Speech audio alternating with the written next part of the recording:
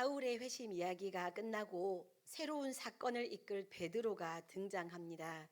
베드로는 루다의 성도들에게 내려가 그곳에서 중풍병으로 8년간 고생하던 애니야를 치유합니다. 그로 인해 루다와 사론에 있던 사람들이 다 주님께 돌아오는 일이 일어납니다. 다음으로 요바로 갑니다. 거기에서는 선행과 구제를 많이 하던 여제자 다비다가 죽었는데 베드로가 그녀를 살렸고 많은 요바 사람들이 주님을 믿게 되었습니다. 누가는 베드로 사도가 사방으로 두루 다녔다고 기록합니다. 이것은 베드로 사도가 유대 지방의 여러 교회를 방문하기 위해서 전도 여행을 했다는 의미로 볼 수 있습니다. 여러 교회를 방문하는 중에 그는 루다에 있는 성도들을 방문했습니다. 루다는 예루살렘과 요바 사이 유대 지역에 위치한 도시입니다. 이 도시는 예루살렘에서 해변으로 가는 길에 위치해 있었고 예루살렘에서 약 41km 떨어져 있었습니다. 누가는 이 지역의 교회가 어떻게 생겼는지에 대해서는 설명하지 않습니다. 스데반의 순교 직후에 흩어진 성도들로 인해 생겨난 교회인지 아니면 빌립이 전도 사역을 하면서 세운 교회인지 알 수 없지만 어쨌든 그곳에 교회가 세워져 있었습니다. 베드로 사도는 루다에서 한 중풍병자를 만납니다. 누가는 이 사람이 8년 동안이나 침상에 누워 있었다고 이야기함으로써 기적의 놀라움을 설명하려고 합니다. 병자의 이름은 애니야입니다. 애니야는 헬라식 이름입니다. 그가 예수님의 제자였는지 확실하지 않지만 32절에서 베드로 사도가 성도들을 방문하는 중이었고 애니야가 예수님의 이름을 알고 있었던 것으로 보아 아마도 애니야는 예수님을 믿는 사람이었던 것으로 보입니다. 베드로 사도는 애니야를 향해 예수 그리스도께서 너를 낫게 하신다고 선포했습니다. 중풍병자를 고치는 베드로 사도의 기적은 예수님께서 공생애 중에 일으키신 기적과 유사하다는 것을 알 수 있습니다. 예수님께서는 사람들이 침상채 메고 온 중풍병자를 향해 죄사함을 선포하시고 일어나 내 침상을 가지고 집으로 가라 라고 말씀하셨습니다. 그러자 그 병자는 사람들 앞에서 일어나 하나님께 영광을 돌렸습니다. 베드로 사도도 애니야에게 말했습니다. 일어나 내 자리를 정돈하라. 그러자 애니야는 곧바로 일어났습니다. 이 일을 보고 루다와 사론에 사는 사람들이 주께로 돌아오는 일이 일어나게 되었습니다. 베드로 사도의 모습은 예수님의 모습을 보여줍니다. 베드로 사도의 선포는 예수님의 선포를 닮았습니다. 예수님을 닮아 예수님을 보여주는 사도의 모습을 통해 많은 사람들이 회심하여 베드로를 따른 것이 아니라 예수님을 믿게 되었습니다.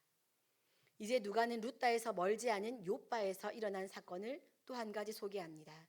다비다라는 여제자가 병들어 죽었습니다. 여제자라는 단어는 신약 성경에서 이곳에서만 유일하게 사용되었습니다.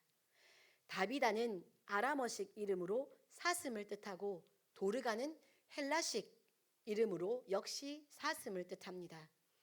히브리어로 기록되어 있는 구약 성경을 헬라어로 번역한 70인경 성경에서 아가서를 번역할 때 사랑하는 자라는 단어를 번역할 때 이 도르가라는 단어를 사용했습니다. 이 이름을 가진 여제자가 죽었습니다.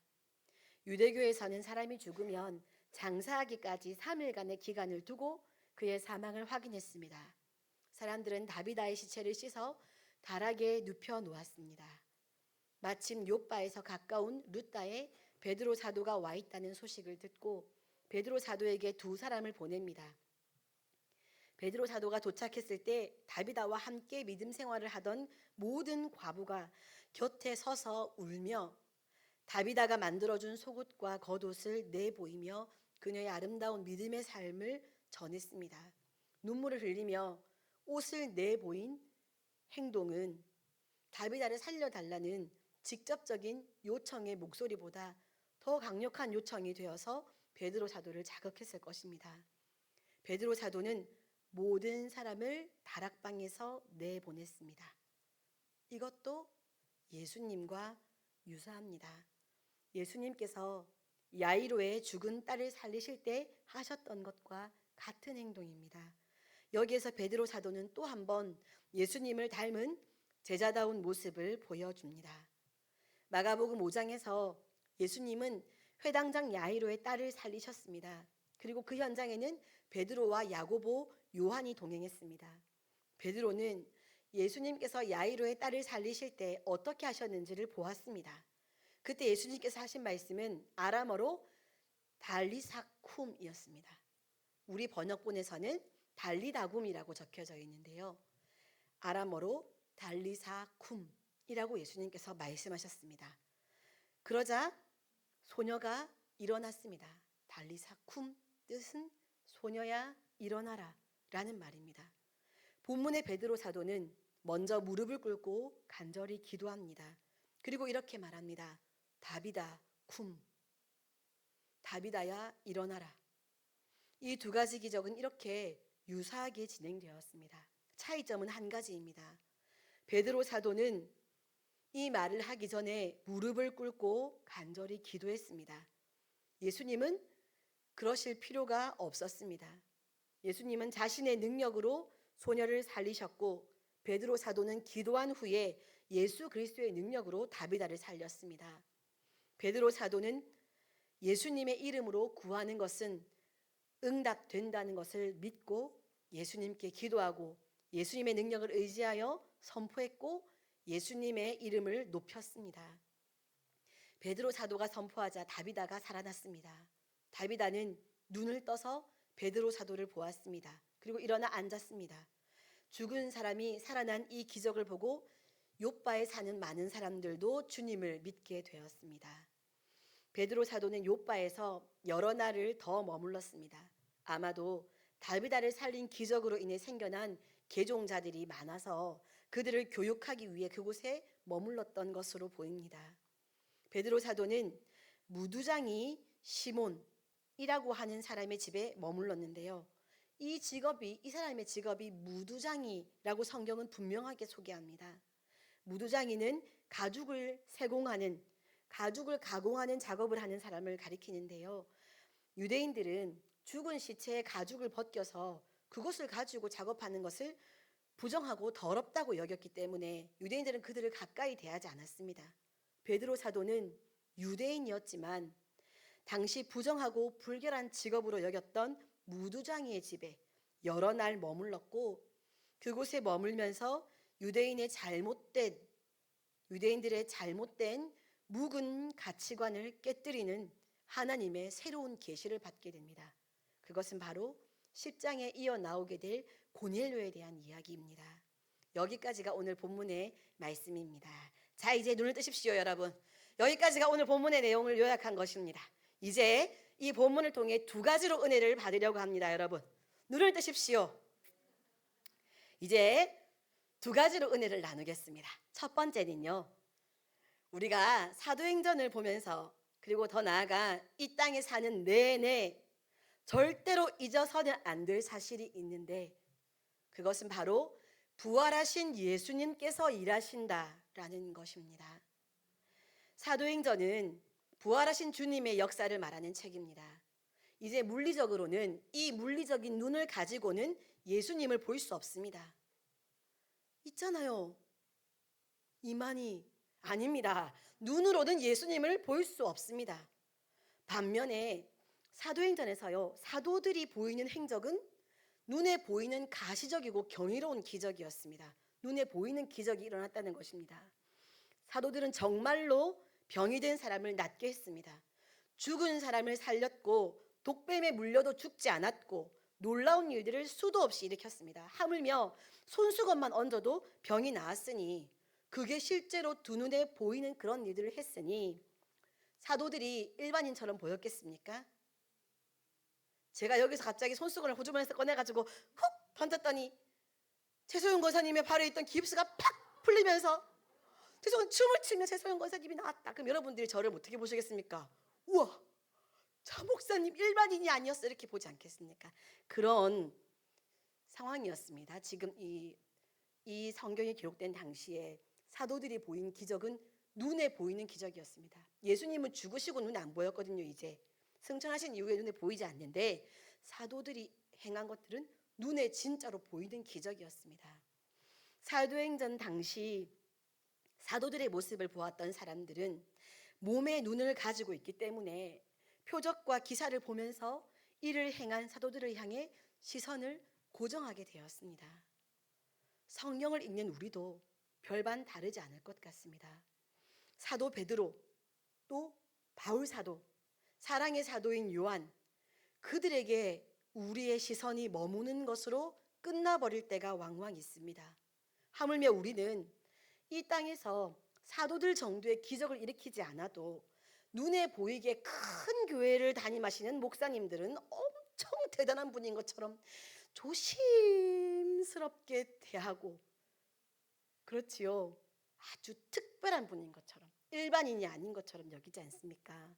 또 간증에 나오는 돈 많이 벌어서 성공하신 장로님들, 성도님들이 간증을 하시면 유튜브에서 막 인기 많은 목사님들 엄청 신령한 특별한 분인 것처럼 보지 않습니까? 그들에게 시선이 머무는 것으로 끝나버릴 때가 우리 역시 많다는 것입니다. 이 모든 것을 보면서 부활하신 예수님에게까지 우리의 시선이 다다르지 못하고 지나쳐 버리는 경우가 일수입니다. 사도행전 7장 55절 56절 말씀을 통해서 스데반 집사님이 순교할 때 그 장면이거든요. 그때에 부활하신 예수님은 말씀 속에서 실제로 등장하셨습니다. 다 함께 사도행전 7장 55절 56절 말씀을 읽어보겠습니다. 시작. 스데반이 성령 충만하여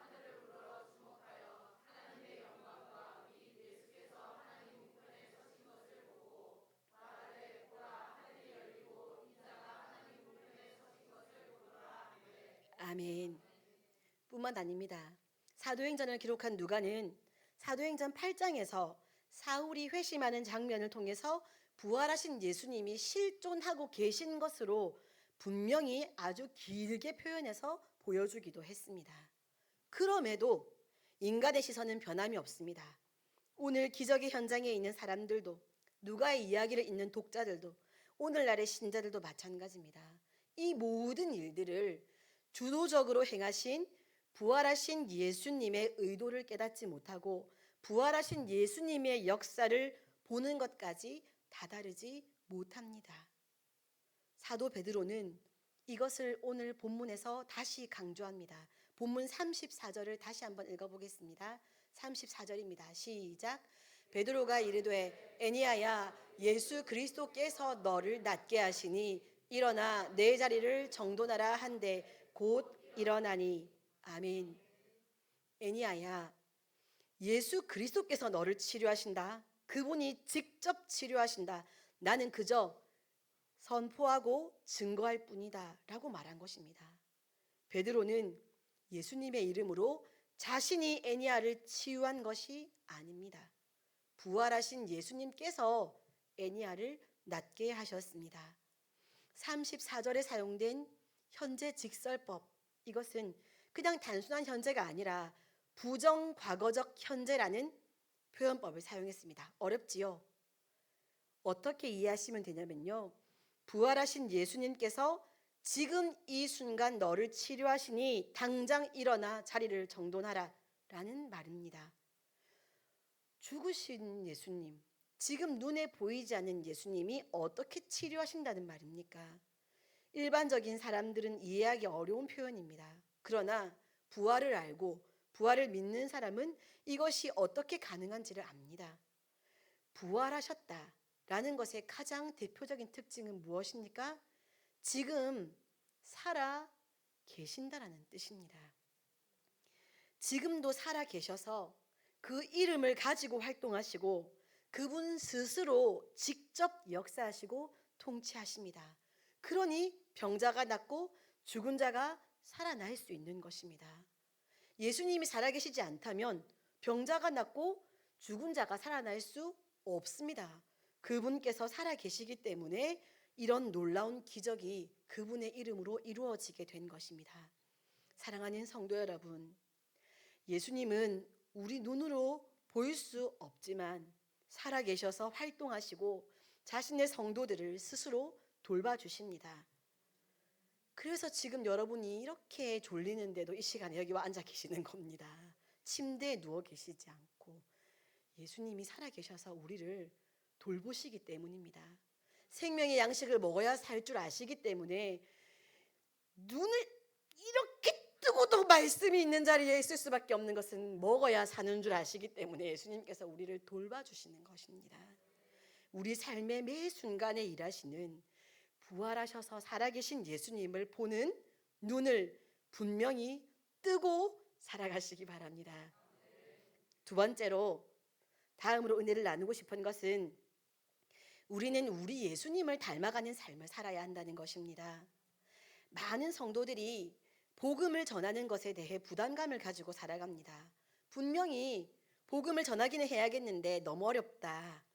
이렇게 복음을 전하는 것에 대해서 어려운 마음을 가진 성도님들이 많습니다. 친하고 가깝고 내 생각이나 내 생활 방식이 유사한 사람들에게는 한두 번쯤 말은 꺼내볼 수 있겠는데 왠지 벽이 가로막힌 듯 여겨지는 사람이나 장소, 낯선 문화, 나라, 세계로 복음이 전해지는 것은 나에게는 맡겨지지 않은 일인 듯 여기며 먼저 마음의 문을 닫아놓고 시작하는 경우가 많습니다. 내 일은 아닌 것 같이 여깁니다. 물론 우리 교회는 선교하는 교회로 자리매김하면서 복음으로 세계를 품는 훈련이 잘 된 편이기는 한데요. 그럼에도 거기까지라고 한정 지어놓는 우리의 모습을 스스로 발견하게 될 때가 많습니다. 예수님의 제자들은 모두 유대인이었고 유대인과 이방인 사이에는 너무나 강력한 종교적, 문화적 장벽이 놓여 있었습니다. 주님은 이 장벽을 무너뜨리시기 위해 이 유대인과 이방인 사이의 장벽을 무너뜨리고 복음이 이방인에게까지 전달되게 하기 위해 예루살렘 교회의 대표나 다름이 없는 베드로 사도를 사용하셨습니다. 우리는 이방인 선교라고 하면 사도 바울을 떠올리게 됩니다. 물론 예수님께서 이방을 위한 그릇으로 사도 바울을 부르셨으니 사도 바울이 한 일이야 엄청나지요. 그런데 베드로 사도 또한 이방 선교에 귀한 역할을 했습니다. 베드로 사도야말로 이방인 선교에 초석을 놓은 사람입니다. 오늘 본문에서 예수님은 당시 유대와 이방을 잇는 중요한 항구였던 욥바라는 곳으로 베드로 사도를 인도하십니다. 베드로 사도는 스데반 집사님이나 바울 사도와 같은 헬라파 유대인이 아니라 정말 온전히 정통 히브리파 유대인입니다. 헬라파 유대인이란 말은 이방 지역에서 태어난 교포 출신 유대인을 말하는 것이고요. 그러니까 헬라파 유대인은 헬라인들, 이방인들하고도 약간의 공통점이 있습니다. 그런데 히브리파 유대인은요, 정말로 이스라엘에서 태어나서 그냥 그렇게 쭉 살아온 정말 뼛속까지 히브리인, 유대인인 사람들입니다. 이방인들을 제대로 대해본 적도 없습니다. 그들은 정말 나와는 무관한 존재들입니다. 그런데 예수님은 이런 베드로를 유대인들을 향한 전도를 넘어서 이방 선교의 출발점으로 삼아 주셨습니다. 오늘 본문의 욥바만이 아닙니다. 이어지는 본문의 고넬료 사건은 더 강력한 이방인을 향한 열린 하나님의 사역을 보여주는 계기가 되는데 그 자리에 쓰임 받은 사람도 베드로입니다. 사도 바울을 부르신 이후인데도 그렇지 않습니까? 사도 바울이 회심한 이후잖아요. 그런데도 하나님은 사도 바울이 아니라 베드로를 보내십니다. 이방으로 가서 복음을 전하고 그들이 성령을 받도록 안수해주고 병자를 고치고 죽은 자를 살리면서 또한 유대인들의 율법으로 볼 때 부정하여서 절대로 가까이 하지 않을 무두장이의 집에 굳이 머물게 하시면서 베드로 사도를 사용하십니다. 왜 베드로 사도에게 이런 귀하기는 하지만 어려운 일을 맡기셨을까요? 베드로 사도는 단 한순간도 편하지 않았을 것입니다. 이방인들과 말을 섞는 것도 편하지 않았을 것이고 이방인의 몸에 손을 대어 안수하는 것도 편하지 않았을 것이고 무두장이의 집에서 잠을 자는 것도 편하지 않았을 것입니다. 모든 것이 낯설고 유대인들이 시선이 따갑게 자신들을 향할 것이고 베드로는 상당히 곤란한 부르심을 지금 받아서 사역하고 있습니다. 이유가 뭘까요? 왜 베드로입니까? 왜 베드로일까요? 잠깐 생각할 시간을 드리는 겁니다. 생각을 많이 하시면 치매가 안 오거든요. 그래가지고 잠깐 생각해 보십시오. 왜 사도 바울이 이미 회심하였는데, 그는 헬라인들도 잘 아는 사람인데 사도 바울이 아니라 베드로를 보내셨을까요? 베드로는 예수님을 진짜 가까이에서 바라보고 예수님과 걸음을 맞추어 걷고 예수님을 따라서 살았던 제자이기 때문입니다. 베드로는 예수님을 닮았습니다. 베드로가 어디가 예수님을 닮았습니까? 성품도 예수님 성품은 안 닮았습니다. 잘 아시지요? 여전히 죄로 오염된 모습을 보이고요. 그 뒤에가 사도행전 뒤로 가가지고요, 유대인들 눈을 피해서 괜히 아닌 척 이렇게 연기하면서 이방인들 곁을 떠나기도 했고요. 여러 가지 엄청난 부족한 모습을 베드로 사도가 이후에도 쭉 많이 보여줍니다. 그러나 하나님 나라를 위해 부름받은 사명의 자리에서 베드로가 하는 행동은 자신이 보고 따랐던 예수님을 너무나 닮았습니다. 앞서 이야기를 나누어 보았지요. 기적을 일으키는 순간순간에도 베드로 사도는 꼭 예수님이 하신 것처럼 그렇게 행동했습니다. 그렇게 말했습니다. 사랑하는 새벽교회 성도 여러분, 혹시 저를 보시면서 저의 스승이 누구인지 느껴지시던가요? 김오룡 목사님 닮았다는 말 많이 들었습니다. 제가 여러분은 못 느끼셨는지 모르겠는데, 김오룡 목사님 아이고 기도에 인도하는 거 보니까 김오룡 목사님 닮았더라 하는 말을 장로님 한 분께 들은 것 같은데, 여하튼 스승을 닮게 되더라고요. 베드로 사도가 왜 꼭 굳이 다비다 쿰이라고 그렇게 표현합니까? 왜 일어난 이 자리를 걷어서 가라고 말합니까? 왜 그렇게 꼭 다락방에 다 나가라고 한 다음에 그렇게 기적을 일으켰을까요? 본대로 따라한 것입니다. 베드로 사도는 자신과 동행하셨던 예수님을 따라 살면서 예수님을 닮아 사는 제자였기 때문에 이방 선교의 초석을 위해 부활하신 예수님은 베드로를 부르셨습니다. 왜냐하면 그의 모습에서는 정말 오롯이 예수님의 모습이 보였기 때문입니다.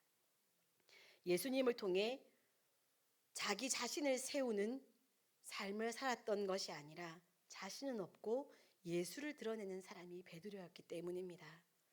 예수님께서 공급하시는 능력을 의지하여 예수님께서 실제로 살아서 이 자리에서 역사하시는 것처럼 그렇게 말하고 그렇게 행동하는 사람이 베드로였기 때문입니다. 사도 바울을 절대로 비난하는 것이 아닙니다.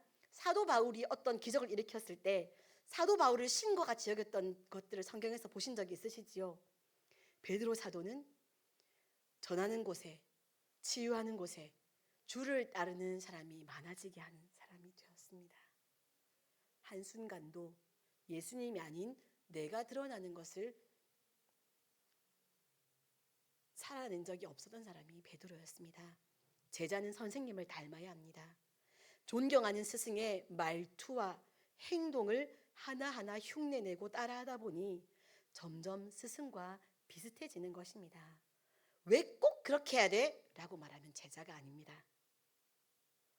꼭 그렇게 하고 싶다, 우리 목사님이 하신 것처럼, 그래서 제자입니다. 베드로 사도는 선생이셨던 예수님을 닮았습니다. 그래서 하나님의 영광을 위해 죽기까지 순종하신 예수님처럼 예수님의 복음을 위해 죽기까지 순종한 사도가 되었습니다. 세계 선교를 위해 쓰임 받는 사람, 복음을 위해 부름을 받은 사람은 젊고 무릎 튼튼하고 능력 있고 외국어를 잘 준비하고 국제적인 감각을 가진 조건을 잘 갖춘 사람이 아닙니다. 어떤 특별한 기술을 가진 사람을 예수님께서 불러 세우시는 것이 아닙니다. 주님께서는 예수님을 닮아서 예수님의 지금도 살아계시는 것, 그분의 사랑과 그분의 생명을 보여줄 수 있는 사람, 말씀과 부르심 앞에 겸손히 순종하여 나는 없고 예수를 보여주는 사람을 불러다가 복음을 위해 사용하십니다. 하나님께서 중심을 보신다는 의미는 여기에 있습니다. 모든 일을 행할 능력은 하나님께서 공급하시기 때문에 우리가 갖추어야 할 것은 우리의 스승을 예수 그리스도로 모시고 있냐, 우리의 모든 행동에, 말 한마디에, 눈빛에 오직 예수님만 드러났으면 좋겠다, 복음만 전해지면 좋겠다는 소원이 있나, 그 중심을 보시는 것입니다. 그러면 모든 일은 하나님의 능력으로 행하실 수 있습니다. 예수님께서 제자를 부르셨을 때, 그때에도 그들은 모두 다른 조건을 가졌고 너무나 부족한 사람들이었지만 그들을 부르신 예수님은 그들에게 능력을 부으셨고 사용했다라고 성경이 말씀하십니다. 사랑하는 성도 여러분, 우리가 복음을 위해 쓰임받는 존귀하고 가치 있는 인생이 되고 싶은 것은 모두의 소원일 것입니다. 그렇게 복음을 위해 쓰임 받을 수 있는 방법은 하나님의 영광을 드러내는 삶을 사는 그런 도구가 되는 길은, 하나님의 나라를 확장하는 생명의 일을 할 수 있는 자격은 다른 무언가 그럴싸한 조건을 갖추는 것이 아니라 복음이신 예수님을 닮는 것입니다. 그래서 물 흐르듯이 자연스럽게, 성품은 베드로와 예수님이 너무 달랐지만 이상하게 베드로가 사역하면 예수님만 보이네 했던 것처럼 우리도 물 흐르듯이 자연스럽게 우리에게서 예수님이 드러나는 것입니다. 우리를 그리스도인 되게 하신 예수 그리스도를 닮아 언제든 어디에서든 복음을 위해, 하나님의 나라와 하나님의 영광을 위해 값지게 쓰임받는 우리 새벽교회 성도님들 되시기 바랍니다. 기도하겠습니다. 사랑하는 하나님, 감사드립니다. 오늘도 저희들을 사랑해 주셔서 귀한 생명의 말씀을 주시고 우리가 하나님의 복음 안에서 살아갈 수 있도록 인도해 주셔서 감사드립니다. 우리를 지키시고 보호해 주셔서 감사드립니다. 우리 손을 붙잡으시고 우리와 연합하여 주셔서 우리가 예수 그리스도를 닮은 사람으로 살아갈 수 있도록 예수님을 보여주셔서 감사드립니다. 우리의 삶의 자리마다 살아계셔서 오늘도 역사하시는 예수님을 보여주는 삶을 살아갈 수 있도록 인도하여 주시고, 우리의 모든 부족이 드러나는 것이 아니라 하나님의 온전하심만을 드러내어 하나님의 영광의 도구로 살아가는 우리 새빛교회 귀한 성도님 되실 수 있도록 인도하여 주시옵소서. 담임 목사님, 오늘 주일 영국에서 설교를 하시며 귀한 교회를 섬기십니다. 하나님께서 목사님의 걸음걸음, 사역 자리마다 동행하시고 하나님께서 작정하신 그 놀라운 일들을 행하여 주시며 하나님께서 홀로 영광 받아주시기를 간절히 소원합니다. 돌아오시는 순간까지도 모든 목사님과 모든 일행들이 안전하게 하시고 건강하게 하시고 평안하게 지켜 돌보아 주시옵소서. 오늘 예배의 자리에 나아가며 감사의 예물을 드리고 1000번째 예물을 드립니다. 드린 예물을 기쁘게 받아 주옵소서. 감사합니다. 예수님 이름으로 기도드립니다. 아멘.